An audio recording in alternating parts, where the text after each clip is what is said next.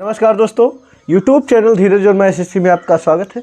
तो देखते हैं आज क्लास 9 एक्सरसाइज 1C डॉक्टर मनोहर रे प्रकाशन है।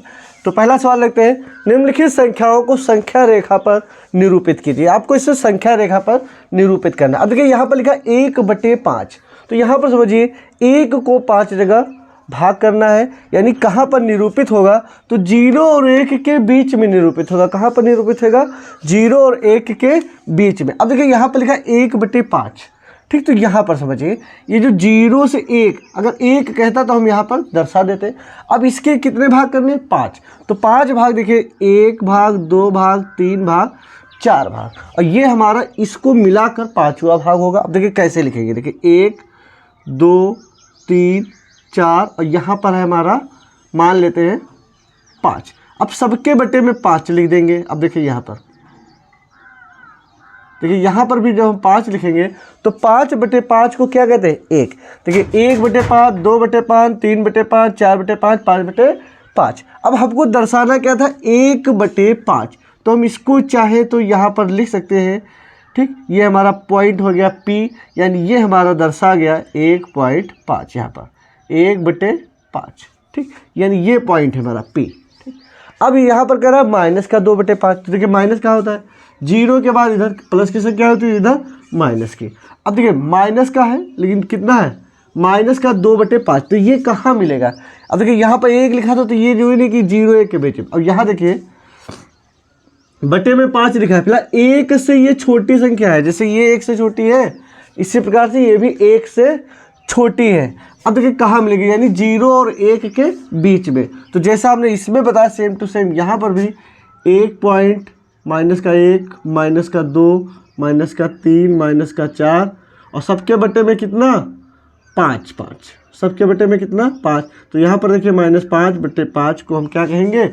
-1। अब हमको दिखाना क्या है? -2/5।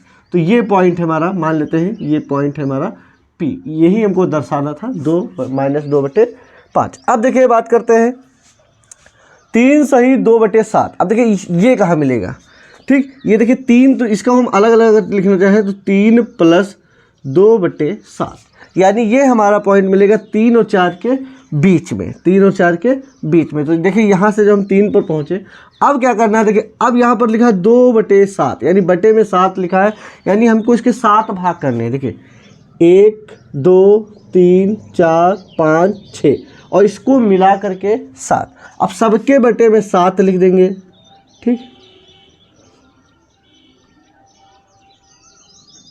और यहाँ पर समझिए लिखा है 1 2 3 4 5 6 7।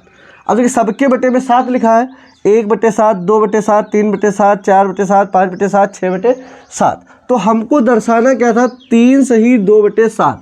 देखिए 2/7 वाला पॉइंट कौन सा? ये वाला, यानी ये पॉइंट P पॉइंट। तो इससे हम लिख सकते हैं 3 सही 2/7, ठीक।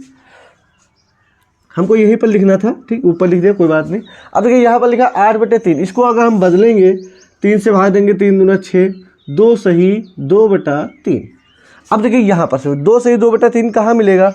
यानी इसके हम अगर अलग अलग लिखना चाहें 2 + 2/3, यानी 2 के बाद, यानी यहाँ पर 2 और 3 के बीच में। तो लिखा कितना है? 2/3। तो इसके हम कितने पार्ट करेंगे? 3। देखिए 1 2 3 कुल मिलाकर 3। तो देखिए यहाँ पर हमने लिखा 1 2 और यहाँ पर 3, और सबके बटे में लिख देंगे 3, ठीक।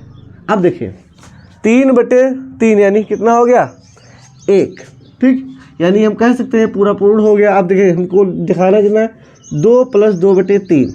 तो कहाँ है? ये वाला 2/3, यानी ये पॉइंट हो जाएगा हमारा P, जिसे हम लिख सकते हैं 8/3।